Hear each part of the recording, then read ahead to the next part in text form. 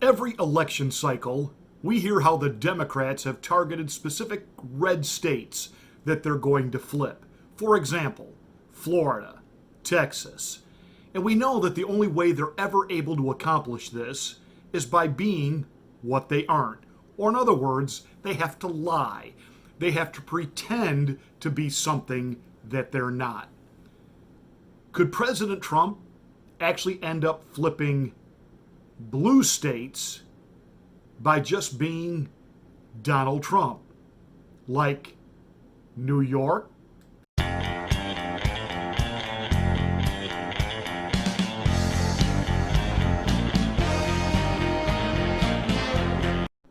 So when Democrats try to flip a state like Texas, they have to appear to like guns.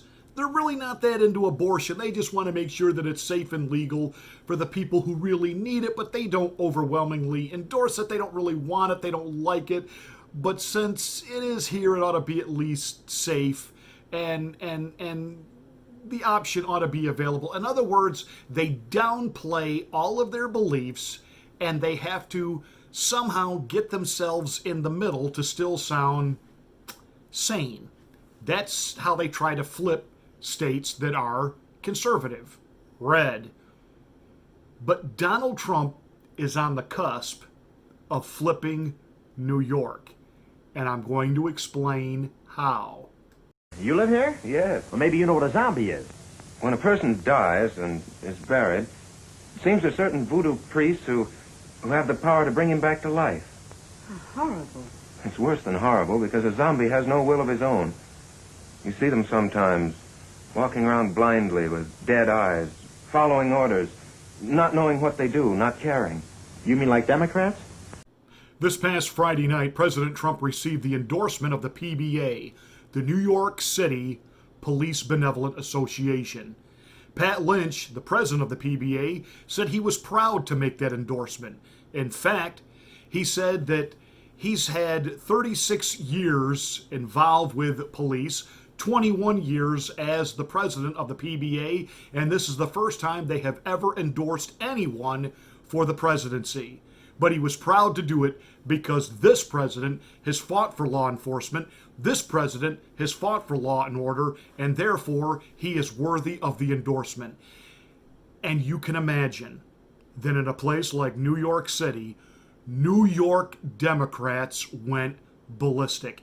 AOC immediately tweeted out something to the effect of, "So, is this part of your community outreach by endorsing the most unpopular president in history?"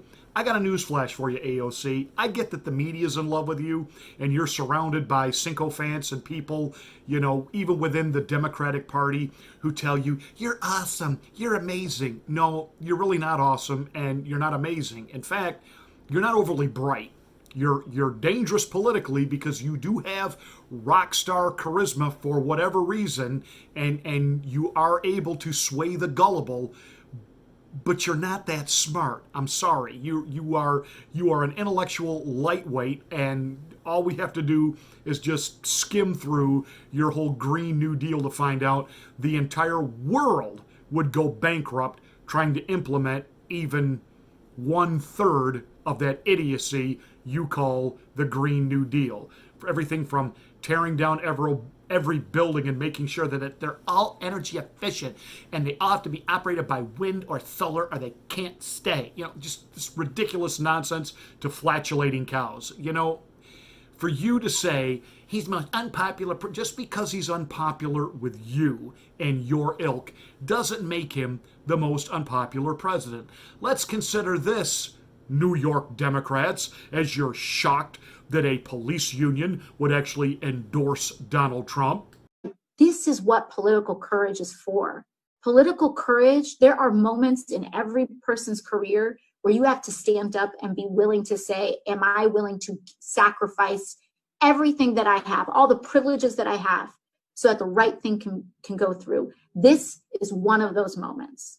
This right now is one of those moments. So if you're an elected official that for any reason is on this call, I'm asking you to ask yourself, what are you willing to sacrifice to make sure that overfunded police departments are defunded?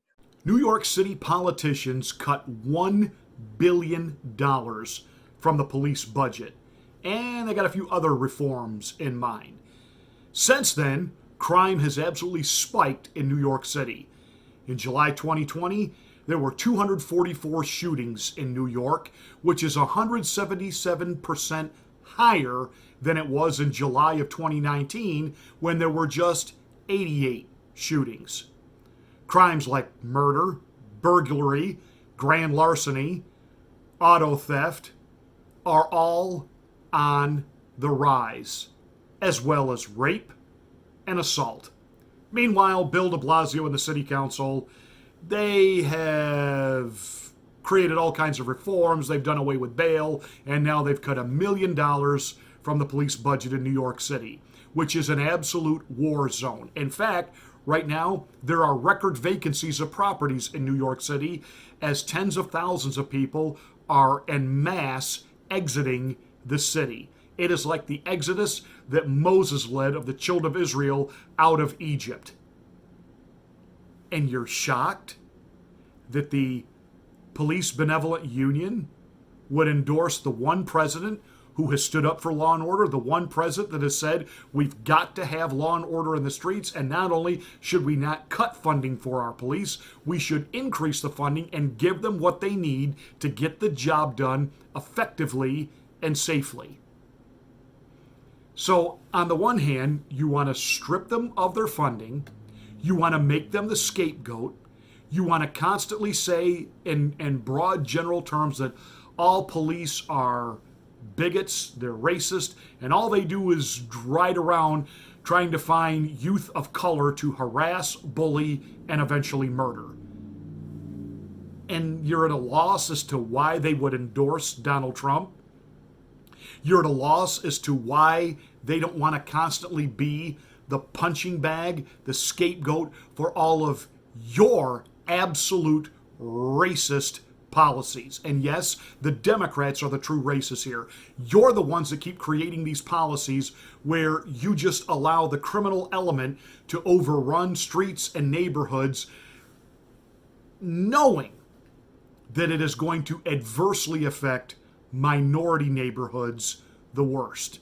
If you truly are equal rights, if you truly want there to be a respect for people of color, why would you turn the criminal element loose on them? Why would you not do everything within your power to properly police and protect their neighborhoods? What's the matter? Aren't their children as important as yours? Shouldn't their children be allowed to play outside safely? Shouldn't they be able to walk to school safely, unencumbered, not having to worry about drug dealers and child sex traffickers and all of the other just vileness which takes place? And inner city is the most prone to this type of activity and behavior. And so you would now leave them even less protected? Are you kidding me? Are you kidding me? And what?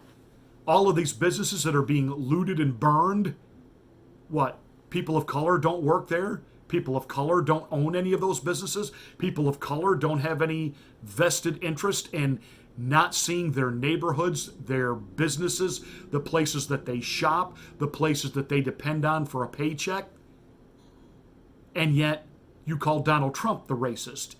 You call the police, who are simply trying to maintain order, the racist. And then when they finally stand up and say, that's enough, now you're screaming foul. I want you to think about something. Do you realize that Donald Trump, and I think this is what the Democrats are really screaming about, and I think this is what they're afraid of, he could actually become the first Republican president since Ronald Reagan to carry the state of New York. Now, think about this. Think about this. First of all, you have what I call the perfect storm brewing for this. You have a mass exodus of people leaving the city. You now have a police union with 24,000 members endorsing the president. 24,000 police officers. How many of them are married? How many of them have families? They have extended families, in-laws. We're talking, let's double that number. Let's triple it. Shoot, let's go ahead and quadruple it. The number of votes that could potentially be represented in this endorsement by people who, even if they don't agree ideologically with everything that President Trump stands for, they like the fact that here is a president who will stand up for their son, their daughter, their husband, their wife, their cousin, their brother-in-law, their family member, their loved one, who is willing to put on that blue uniform and put their life on the line for the safety and protection of others. And when the opposing candidate is talking about defunding the police, when the opposing candidate is talking about ways to allow criminals to literally just run free in the streets, which basically means what's the point of even rounding them up and arresting them and putting their lives in danger, trying to apprehend them and bring them in, only to within a matter of hours put them right back on the street because Bill de Blasio has done away with bail. Why would you start a business there if they know if they get ripped off, if somebody comes in and shoplifts, that if they get caught, absolutely nothing is going to be done? And yet you're out your time, you're out your product, you're out your money. Oh well. And we're supposed to accept all of this in some libloon hogwash definition of equality and accepting that we have to do this to show that we're benevolent and we're fair. And yet here's a candidate who says we're not going to have that nonsense. A candidate who says we're going to make sure that the people who put their lives in jeopardy for our safety and for our protection are going to have what they need, they're going to have the respect that they need, and they are going to be allowed to do their jobs. You think that their family members will vote for that? Absolutely. Not to mention, New York City is not just Manhattan. There's a whole lot of working class, blue collar people in New York, in particular places like Brooklyn, the Bronx, Queens. You think they've had enough? You think they look around at their city, what Bill de Blasio's done to it? You think as they look at the state mandates they're under from that lunatic, the czar himself, the wannabe emperor, Cuomo, you think that there's a number of blue-collar Democrats who have said in New York, that's enough. That's enough. I think New York City is ripe for a Republican mayoral candidate. I think New York State is definitely ripe for a Republican gubernatorial challenge to Mr. Cuomo. I'm serious about that. And I'm very serious when I say I think President Trump stands a great chance at flipping New York. And the brilliant thing is, it's not like it's a strategy that's in play.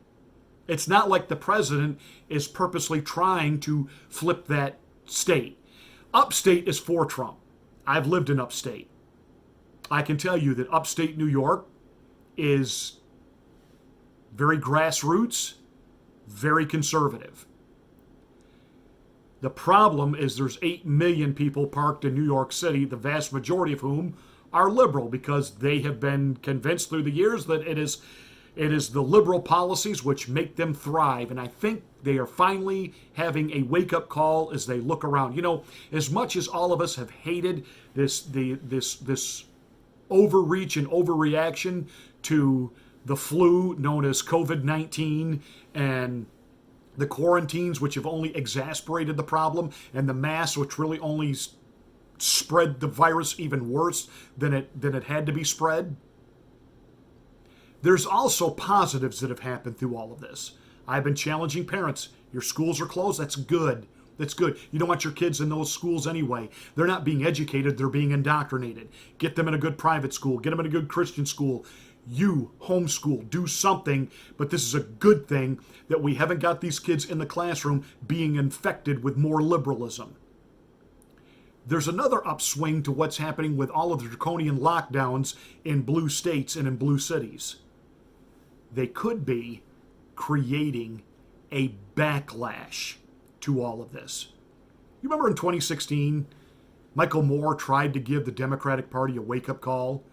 Michael Moore certainly is no conservative, certainly is no friend to conservative, and certainly doesn't like Donald Trump. But remember, he tried to wake up the Democratic Party and say, hey, you've forgotten the working man.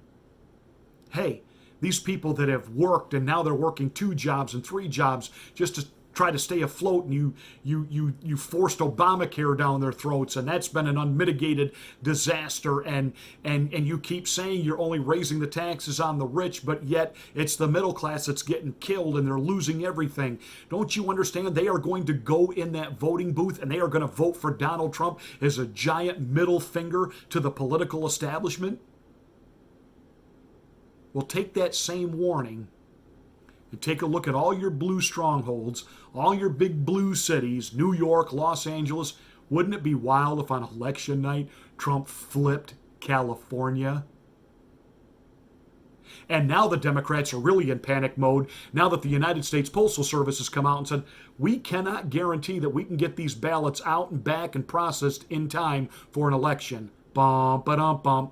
Now Nancy Botox Pelosi is demanding an investigation of the postal system. Do you understand? This has been their whole strategy. Take advantage of an advanced state of the flu, corona, create it into this piece of propaganda of a plandemic, scare everybody to death, keep talking it up. Don't talk about that even though the cases are going up, the death rate has plummeted, and people get it and they're over it like that, and 99.8% of the people who get it will be just fine. Don't talk about any of that. Just keep hyping the fear, hyping the fear. One kid in one county has COVID, so now the entire school system in that area, affecting 100,000 kids, that's got to be closed. Just keep reinforcing the fear and the hysteria. Just keep pushing all of this nonsense on top of, that we can't possibly go to the polls and vote. All of this is political. All of this was the strategy. It was about tanking the economy, creating fear, and not letting you go to the polls so they could steal an election, because they know absolutely no way is the vast majority of this country jumping up and down for a Joe Biden presidency. And the very fact that the campaign feels energized because of Kamala thinks she's a hottie Harris, when really what she is a dope-smoking, put other people who smoke dope in jail, double standard, ultra, hypocrite, do as I say, not as I do, and she is as phony as a Hillary Rodham Clinton, and the vast majority of the American people see right through her despite the media's fawning press coverage of her. I think some Democrats are waking up to the fact President Trump, now he's going to be reelected, he's going to flip some blue states that you haven't paid any attention to trying to reinforce. Who would? Well, California's not in play. New York's not in play. How many evangelical Christians in California right now have had it with Governor Newsom over his, you can't meet, you can't congregate, and if you do, you can't sing. Now that John MacArthur's won his court case and 5,000 worshipers gathered and they sang. You don't think there is a backlash brewing, and you're not going to see it coming, but you will see the results on election night. Pardon me if the radio DJ in me comes out. Daddy-o. Hey, that's it for this rant. Thank you so much for watching. Give us a thumbs up and a like. Make sure you share this video to your social media platforms, and make sure that you have smacked the bell and clicked the word all to get notification of my next rant.